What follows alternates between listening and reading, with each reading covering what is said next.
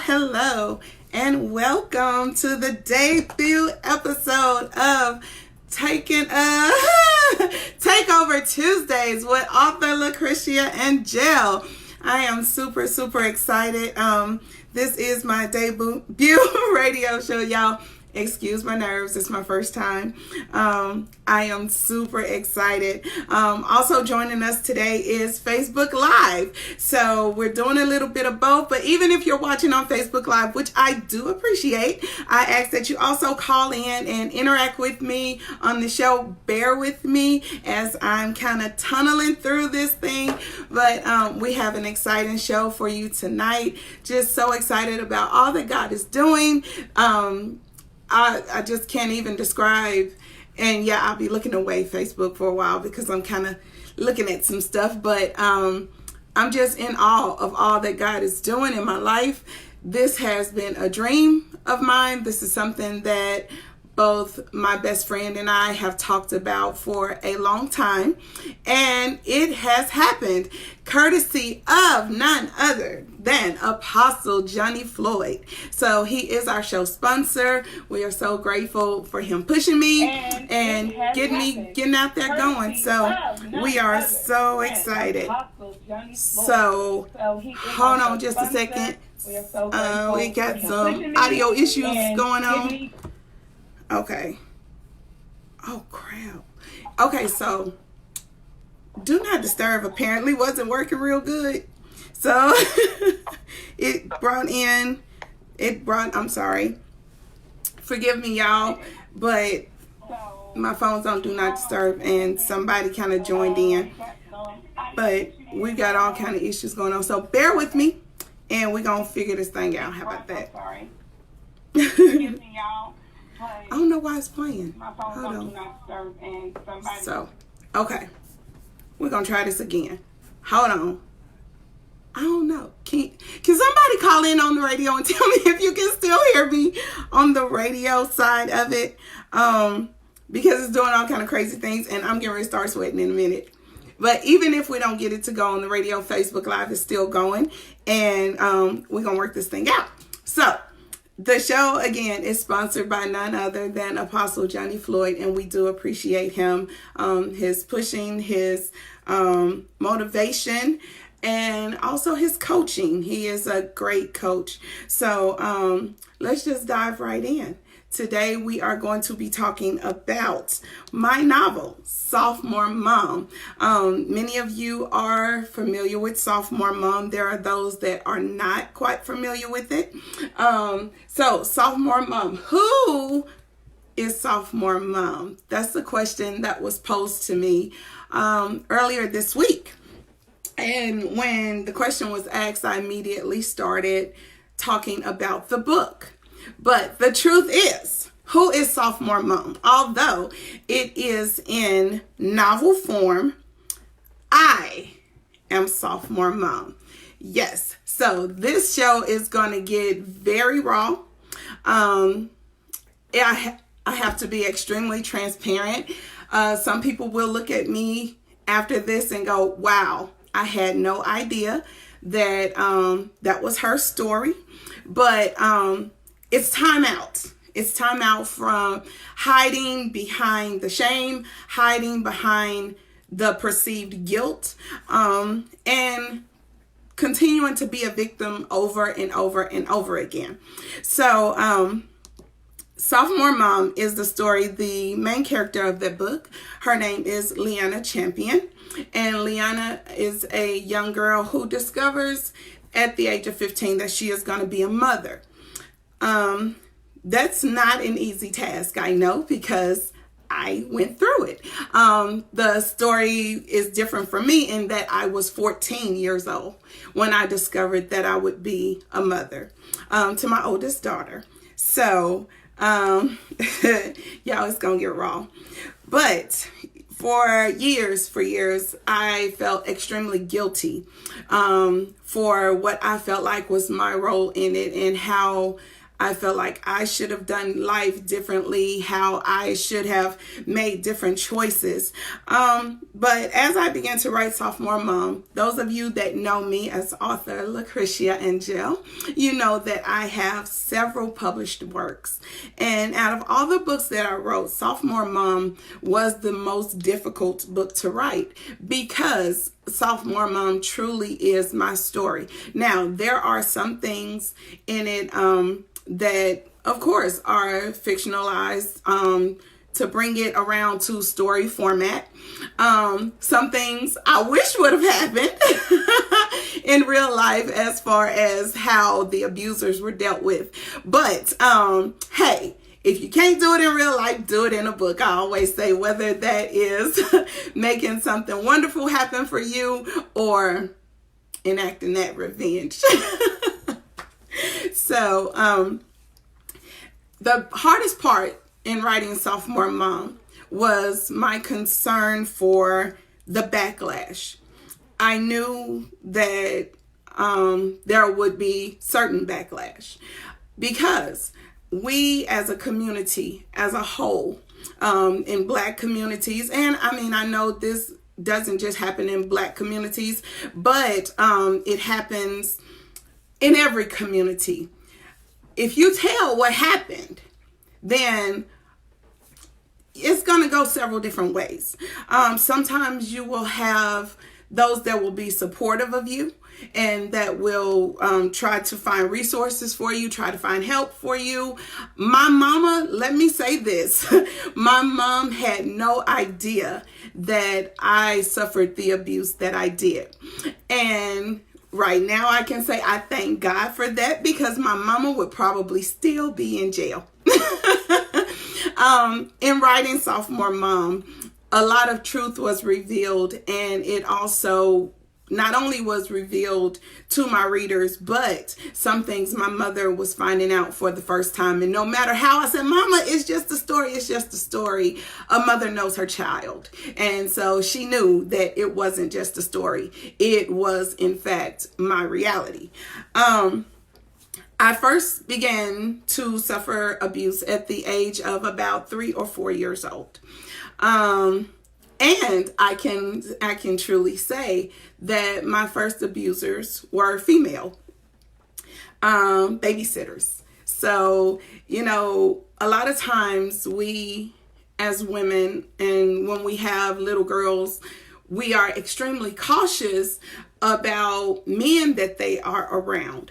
But I want to bring awareness to sexual abuse and letting people know that it's not just women. Not just men that are abusing little girls. There are women abusing little girls, and there are men abusing little boys as well.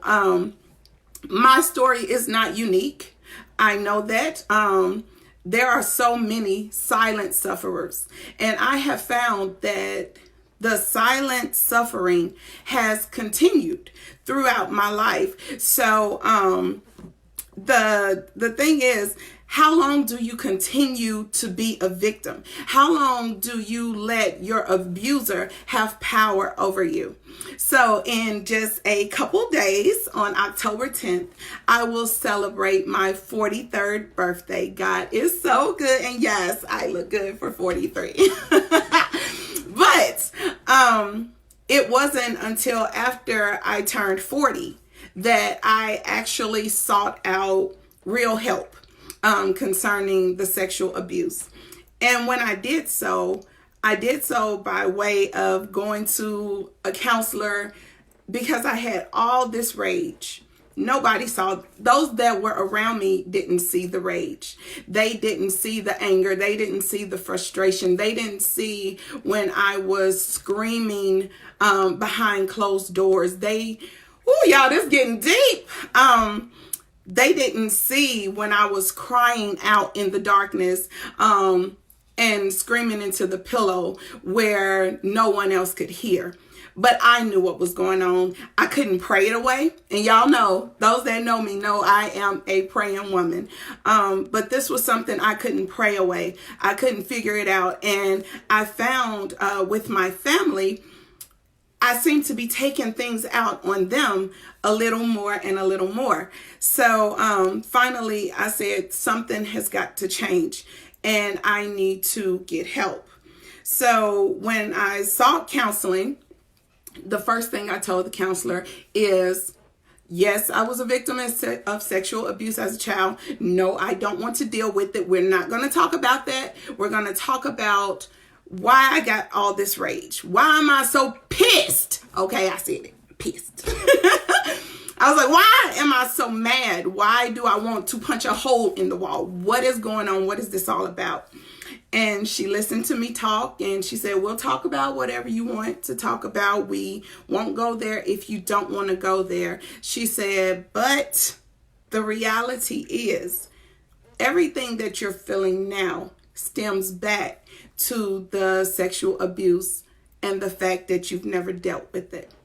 And I told her, I said, I did. I went to a counselor once and this lady took me so far. She had me in a dark room and she told me to take my mind back to that place. And she wanted me to write letters to all the abusers and all of that. I wasn't trying to do all of that. That woman had me screaming in the shower. I was like, first of all, she had me feeling like I was crazy and I don't want to endure that again. So thank God for good counselors because this counselor said, she took you way too fast. She didn't follow the proper steps. But if you will allow me to, I'll help you. It was through that counseling that I realized this thing went much deeper than anything I had imagined. I had glamorized the abuse. And I'll tell you why. You know, you hear stories of child sexual abuse and rape and things like that. And a lot of times when you hear these stories, it's told from a perspective of great violence, where there's so much pain and the child is, you see images of a child balled up in a corner and just hurting and, oh my God, I can't believe this person did this to me, and they're so traumatized and they can't eat and they're wetting the bed, they're doing all of these things.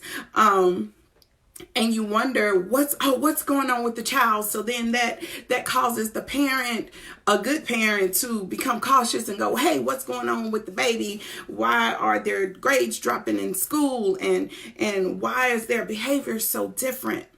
But in my case, that wasn't the case. And there's what I have coined the term, the McDonald's mentality, or the celebrated sexual abuse. What that is, in my opinion, that's when someone takes a child and they love on that child. Oh, they show that child that they are just the most beautiful thing in the world. They are so special. Oh, I love you so much. And this is our happy time. But what happened with me was I was introduced to sexual activity, again, like I said, at the age of 3 years old. My parents, when they would go out, they would leave us with the neighborhood teens. Of course, they're safe. They were girls. And, you know, they would babysit us. I grew up in the city of Chicago. And at that time, which Spectrum is coming back, but we had what was called Spectrum and On TV. And that was the cable back then. Telling my age, but that's okay. I'm still fabulous. But when my parents would leave and it would be late at night, the babysitters would always turn to the pornography channel. And with them turning to the pornography channel, they would have me to watch the pornography with them. And to this day, I have not seen, not that I still watch it, y'all, be real, but I have not ever seen a pornographic video where the woman didn't look like she was having a good time. The man didn't seem like, oh yeah, this is great. I don't care if it's 2 people or 20 people. They always made it look like that porn was such a wonderful thing. That's why you kind of got, sex is so rampant and people tend to get involved in it at such young ages, because never is it really perceived as being a bad thing.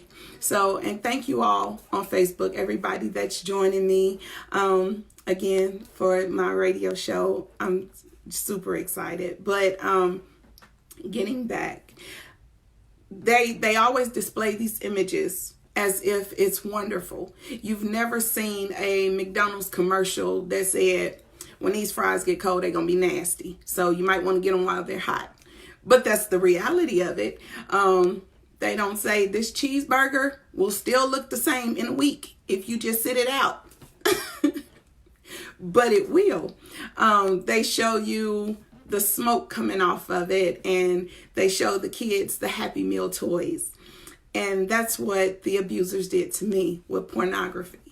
They showed me the images of the women smiling and the perceived joy, the perceived happiness that was involved in the acts that they were presenting to me. And after showing me this over several periods of time, then the next step for them was to say, hey, won't you try this? And won't you try that? Now, mind you, I'm the age of 3 and 4 years old. So what else do you do? When you have the babysitters that bounce you on their knees, take you to the store, buys you candy, seemingly loves on you. Okay, I'll make you happy, and this is fun, right? So it wasn't something that I would have went to my mom and said, Mama, when y'all leave, then this is what's happening. Because I mean, that's just like, having that piece of cake that's hidden in the refrigerator. And if you let somebody knows that you got that piece of cake hidden in the refrigerator, then that's no longer your cake. It's not exclusive to you. You're not special anymore, because whoever wants to eat your cake can have your cake. So because of it, I retained that as, oh, that's my moment of happiness. As y'all can see, I'm those on Facebook that can see, those on the radio, I mean, you can look at the graphics. But I am a brown skinned beauty. And just to even make that statement, to say I'm a brown skinned beauty, shows just how far I have come in my life. Growing up in the 80s, especially, I was ostracized and treated horribly by those that were supposed to love me. Telling me, oh, you so black, you so ugly, your hair so nappy. And so because of that, I never saw beauty in myself. All I saw was all of the horrible things everybody said to me. Those that wanted to play with my sister because she was light skinned with long, pretty hair. And I was dark skinned with thick hair. And so, oh no, didn't nobody want to play with me. Didn't nobody want to fool with Kiki. But, so that was an opportunity I later found for the abusers to capitalize on. This is something I want to make people aware of. If you have a child that is seemingly reserved, not because they have abuse going on or anything like that, but if you find that that child doesn't seem to play as much as others, or they kind of keep to themselves a little bit more, or they may seem a little sad after interacting with others, check. They may not tell you exactly what it is. Oh, Mom, I'm okay. Daddy, I'm okay. But with me, I was always to myself because didn't nobody want to play with me. I was black cat. I was the ugly one, so they say. But nobody wanted to have that interaction with me. So when I was shown attention, I gravitated toward that attention. So the abusers found it easy to bounce me on their knee and to get me to do whatever they wanted me to do. Even to the point, my daddy used to buy cigarettes by the carton. And they said, Kiki, I want you to go and get a pack of your daddy's cigarettes for me. Okay. So first I start off by sneaking a cup, as they call them, squares. I sneak a couple squares for them and hand them to them. But then they got greedy and they wanted packages. So then when I steal a whole pack of cigarettes from my daddy for him, daddy started noticing. But he never thought his golden child was stealing his cigarettes. That just didn't even make no sense. They had me trying to smoke. Just whatever they wanted me to do. I wanted to make them happy because I felt like they were making me happy. So I remember my oldest sister, Carrie. She was smoking a cigarette one day, and I said to her, I said, Carrie, let me get a puff off that. She looked at me like I had lost my mind. I was like, come on, Carrie, I know what I'm doing. And she said, okay. She told me to take the cigarette and do like that. And when I did, I thought I was going to choke to death. I thought my sister was trying to kill me. And when I finished choking, my sister said, don't you ever in your life put another cigarette in your mouth. My little 5-year-old self. So I can say, yes, I was able to quit smoking cold turkey at the age of 5. Thanks to my sister Carrie. But even Carrie had no idea as to everything that was going on in my life. So, y'all, I know it's getting deep. I know it's getting heavy in here. I need to take a quick breath because if I don't, I'm going to overwhelm you all as well as me being overwhelmed. So let's acknowledge our sponsors and do a couple commercials, and we'll be right back. And thank you everybody on Facebook that's joining. Here we go. Are you enjoying the show and want to experience more of today's story? You can do so by purchasing your copy today at bit.ly/LaCricia. Again, that's bit.ly/LaCricia. This book is available in both paperback and ebook. Happy reading. Authors, have you completed your manuscript but have no clue how to move forward? Let us help. His Pen Publishing has a knowledgeable staff and all the tools you need to get you published. With affordable pricing to fit your budget, we'll take you from manuscript to market in no time. Visit us online at www.hispenpublishing.com. Join Apostle Johnny Floyd weekly on Thursday night at 7 p.m. Eastern for an in-depth study of the book Spiritual Authority by Watchman Nee. Dial in to the show at 323-870-3769, or you can tune in online by going to www.blogtalkradio.com/Apostle Floyd.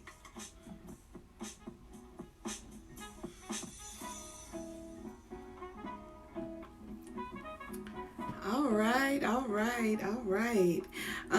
Again, thank you all so much for joining me. We are discussing my book, Sophomore Mom, and we are doing so by way of me telling my story as the sophomore mom. So, when we left, we were talking about child sexual abuse and how abusers have a way of sneaking in and taking advantage. But part of this show does tell the long-term impact. So, jumping right back in, there is a statement that was made in the book Sophomore Mom. And when I wrote this line, in fact, I pretty much penned the entire book off this one statement. And the statement is, my innocence was stolen before I even knew what innocence was.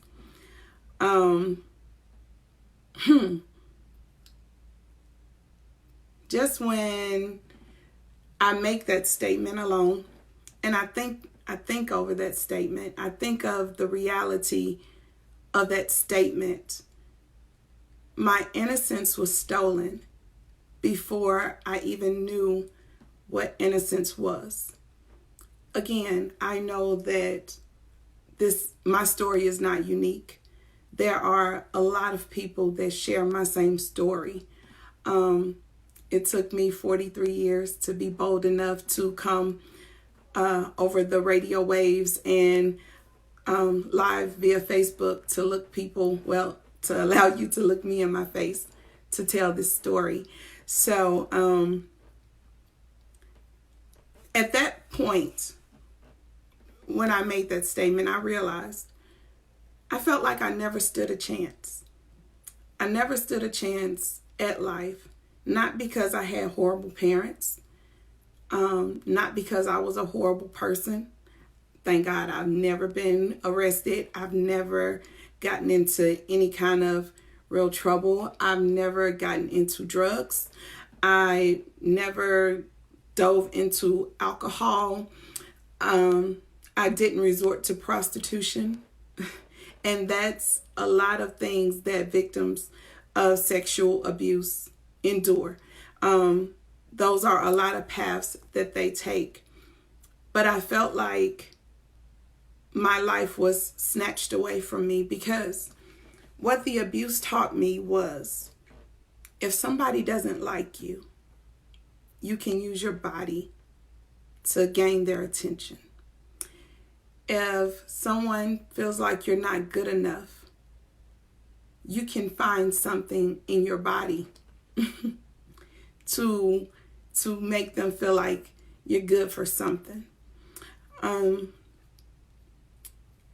Following the abuse of the babysitters, we moved away, and I felt like I was in a safe place now because I was away from them, only to run back into the same situation with a next door neighbor that wanted to show me so much attention and wanted me to spend the night at her house. And she told my mom, she's my little sister.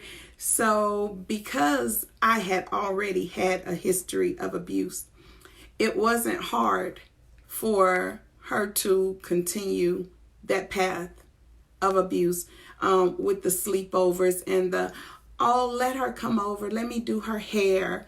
But again, this was happy time. This was, I'm going to make you feel special. Oh, you're so pretty. And so I found myself right back in that boat with yet another abuser. And then this is the part that didn't want to have to tell, but yeah, this is the part that I'll have to tell. So, visiting family. When I got involved with male abusers, they came in the form of family. They came in the form of an uncle and of a cousin. Now, mind you, the black cat responses and remarks and the, oh, your hair's so nappy and she's ugly, she's this, she's that.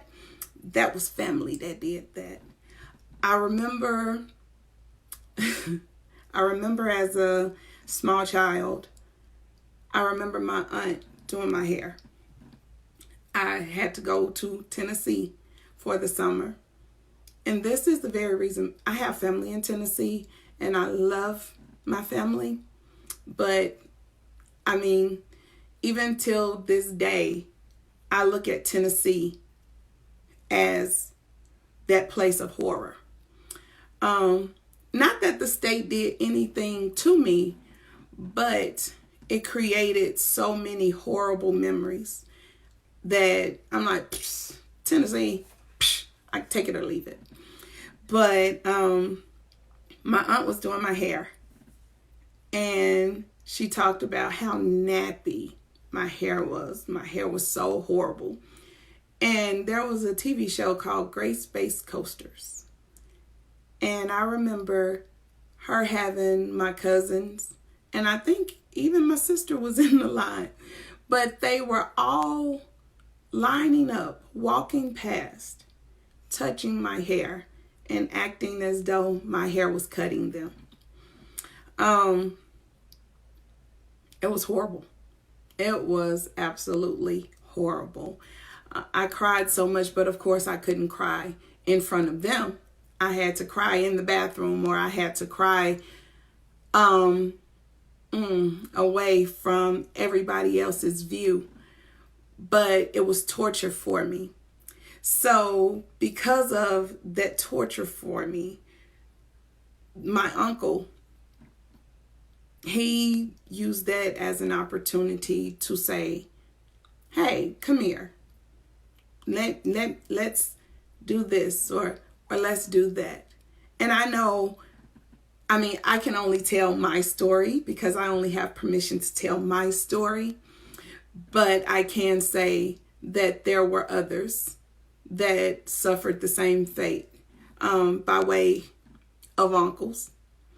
And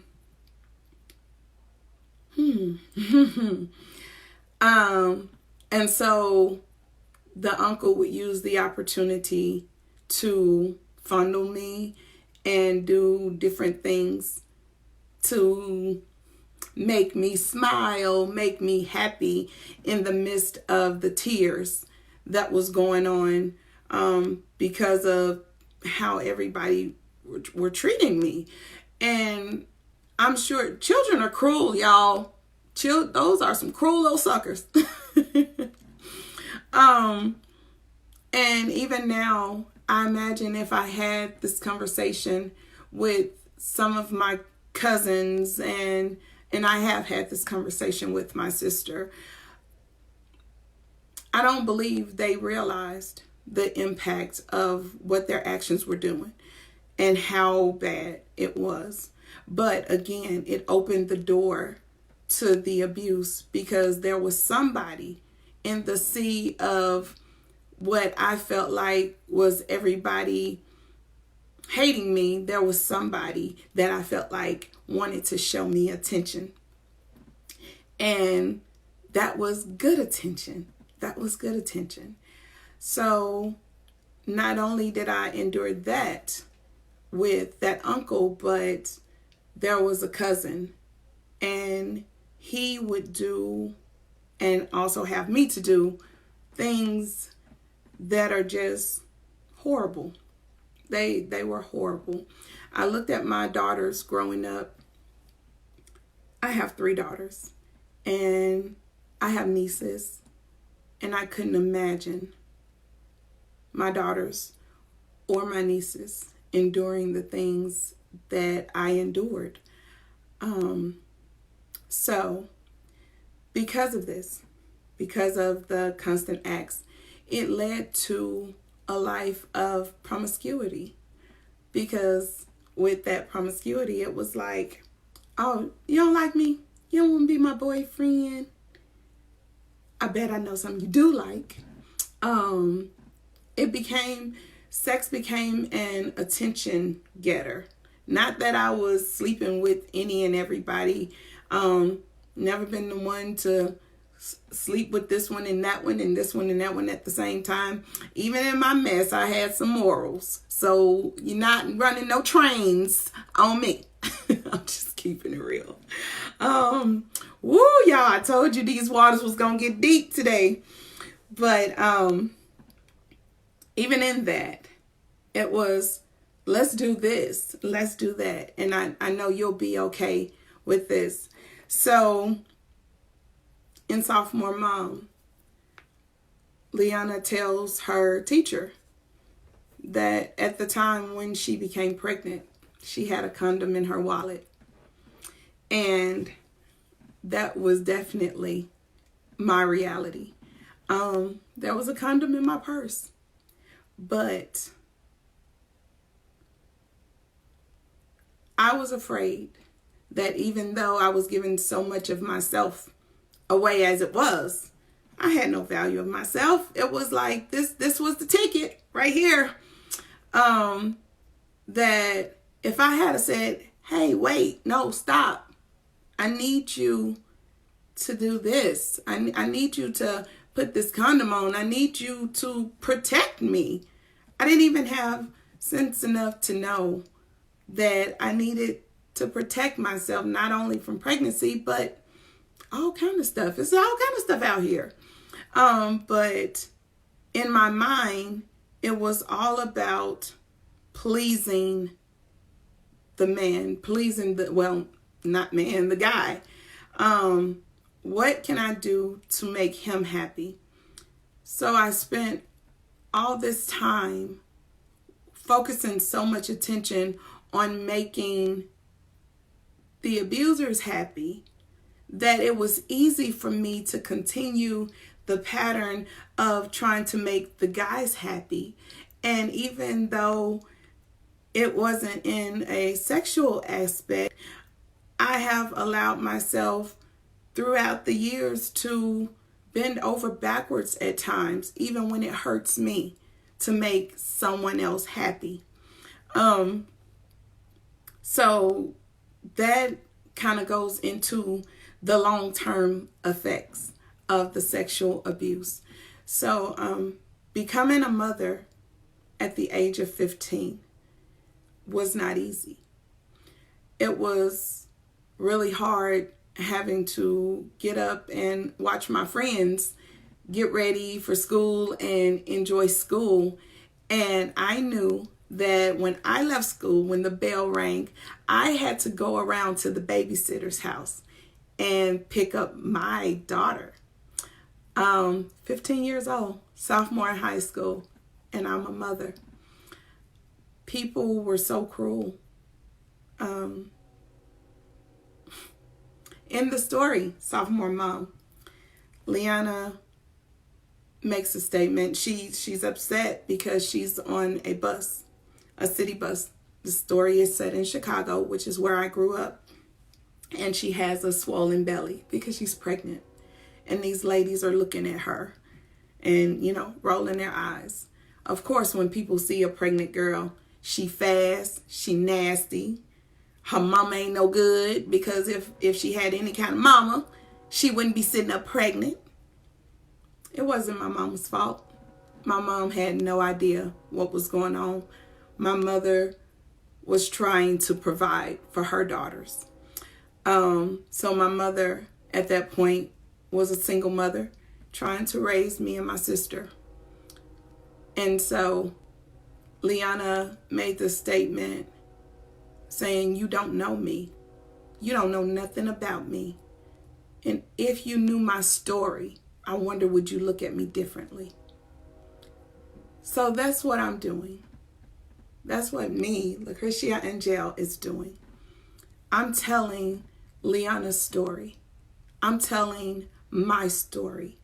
I'm telling the story for the teen mothers that are not just fast, not just nasty, not just disobedient, but I'm speaking out for the young girls who have now, some still young girls and some that have become women, that endured these things and had their life completely changed by having their innocence stolen before they even knew what innocence was. So, being a teen mother, I knew that's not something I wanted to continue to do. I didn't want to keep having babies by all these people. I've always been a girl that desired family. I've always loved family. My parents, again, were divorced. And I always wanted to see family. And I wanted to raise my daughter up in a family. And any future children in a family. So at the age of 16, I got married. Not for love. I don't think he loved me no more than I loved him. But we both felt like we had something to prove. He wanted to prove to his family that, hey, he's 18 years old, he's grown, and he can support a wife and a kid. And me, I knew the Lord. My mother raised me in church. I didn't want to be fornicating. I didn't want to have a bunch of babies by a bunch of people. So I figured, okay, so if I get married, then I don't have to worry about sinning against God by fornicating, and any future children that I have will be born in my marriage. So problem solved, or so I thought. But when you put a 16-year-old and an 18-year-old together as a married couple with no guidance, things happen. And through that marriage, I suffered a lot of abuse. A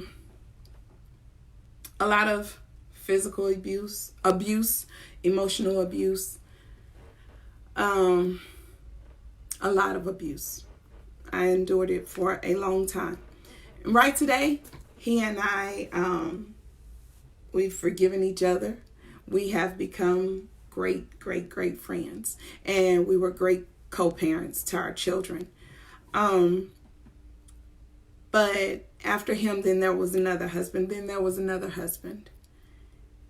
And I've had some of my closest friends, why do you keep getting married? Why do you want that? Because my heart's desire is to have family, to recapture what I felt was stolen, what was stolen from me through that abuse, through my innocence being stolen. There was a statement, there's a part of the book where Leanna talks about when her mother had the talk with her about keeping yourself pure and not letting these boys take advantage of you and do whatever it is that they want to do to you. But just like Leanna in the story, my reality was when Mama had that, bless her heart, when Mama had that conversation with me and my sister, it was several years too late. But my mama didn't know that at the age of 3 that she had to talk to me about sex. I mean, who thinks to do that? who thinks to talk to their child about sexual abuse. Yeah, no means no. Don't let nobody touch your private parts. But who starts it at 3? Most people don't start that conversation until their child reaches school age. Right now, 3-year-olds are singing Baby Shark, doo doo doo doo, whatever that song is. Parents are trying to guide them in learning their ABCs and potty training real good, not having accidents. Who knows that I need to be teaching my child about sex at 3? Who does that? So I've lived a life in fast forward.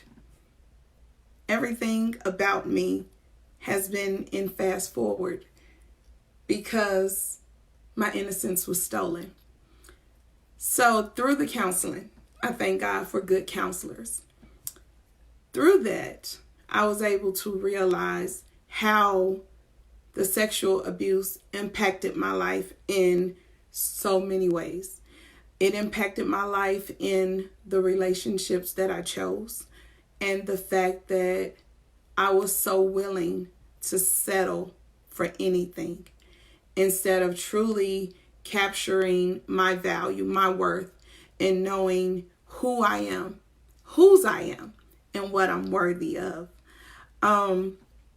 So when the attention was shown to me by a man that seemingly loved me, or at least felt like I was good enough to make a wife, then I looked at it each time as, ooh, this opportunity may not come around again. I better jump on this because, who's going to want to marry me with all my issues?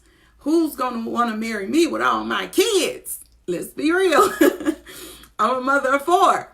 So who is going to want to give me this opportunity? Because my worth, my value was stripped away. And because that worth and value was stripped away and never, well, I won't say never because it has now been recovered, but for all those years hadn't been recovered. A lot of times we're taught, especially in the Christian church, call on Jesus, pray about it, pray about everything, go to the Bible. Ain't no such thing as depression. You just need to pray it away. You can't pray everything away. Some things, some roots are so deeply ground that it takes more than prayer. Yes, I'm a praying woman, and I believe God with all my heart, and I believe when I pray, He'll answer, and He does every time. But there are some things, some issues you need to get help for. There are some issues that we need to reach out to the resources that are available to us.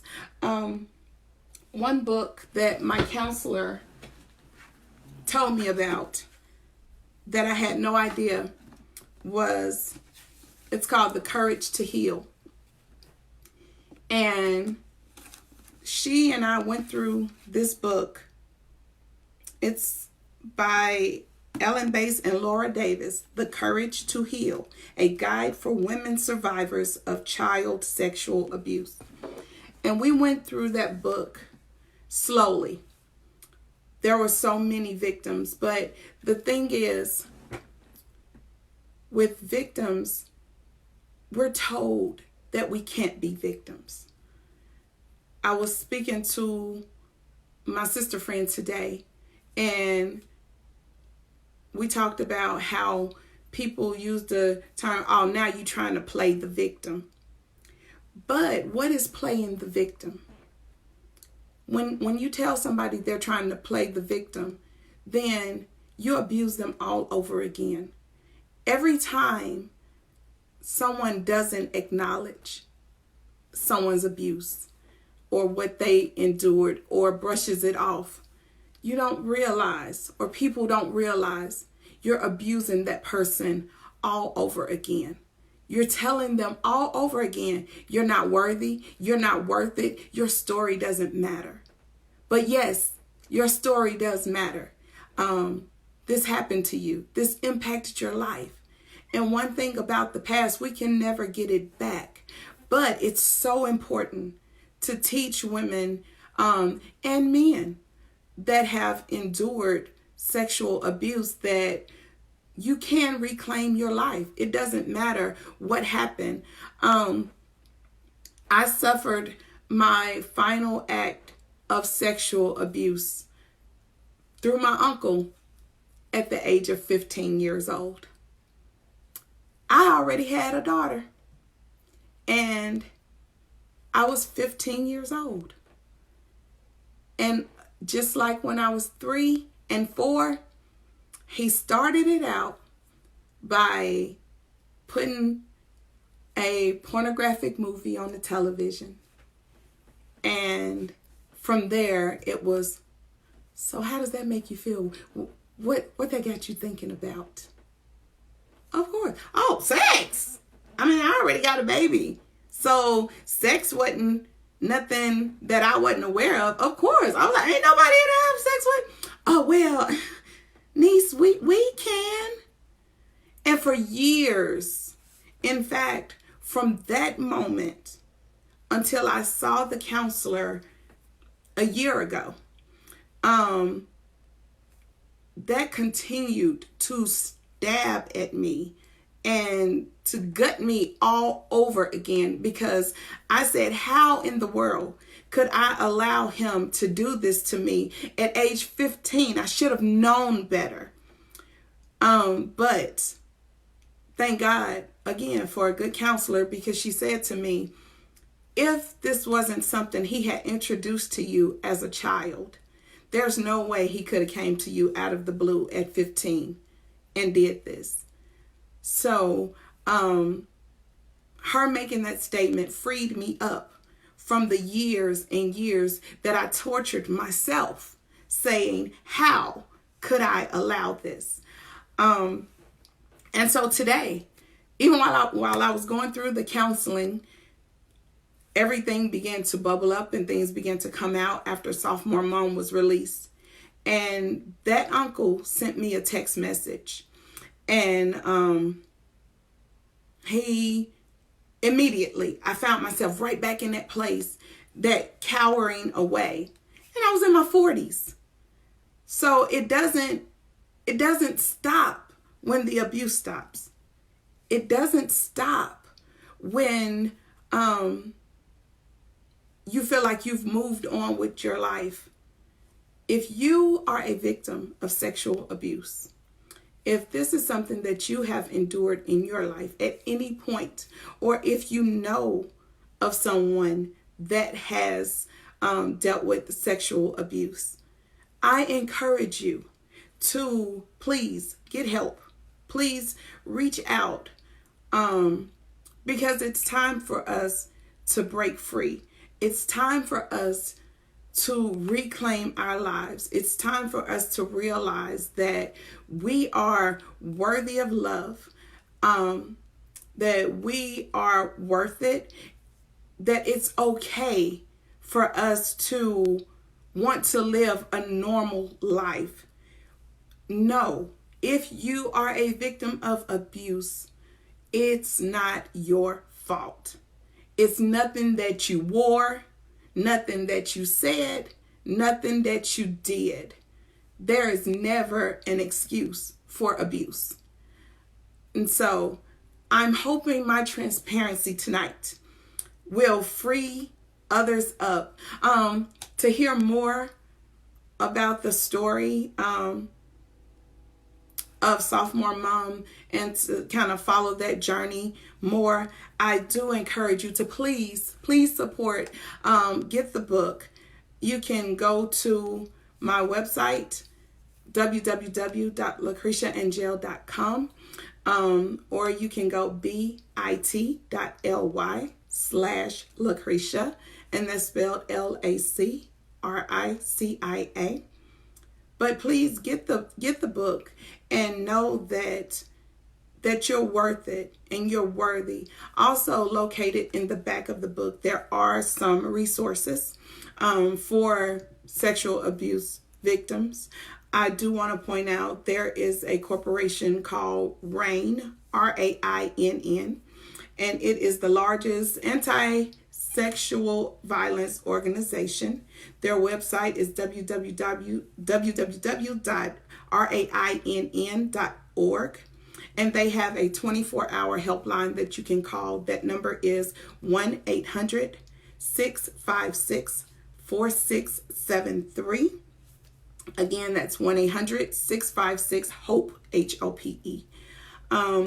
For teen parents, there is an American pregnancy helpline, and that phone number is 866-942-6466. And there is also the Maternal Assistance Program. That phone number is 713-680-8336. And that's 713-680-TEEN, TEEN. This has been amazing. This has been freeing. Again, I cannot thank Apostle Johnny Floyd enough for giving me this platform and giving me this opportunity to share my stories. Now, I'll be back every week on Tuesday at 8 p.m. Eastern. Not every subject will be this deep. Not every story that I dive into will be this raw. There'll be some fun here. There'll be some joy. I'm hoping that you all will call in and be a part of the show. I hope you will continue to follow me, continue to support my career as an author.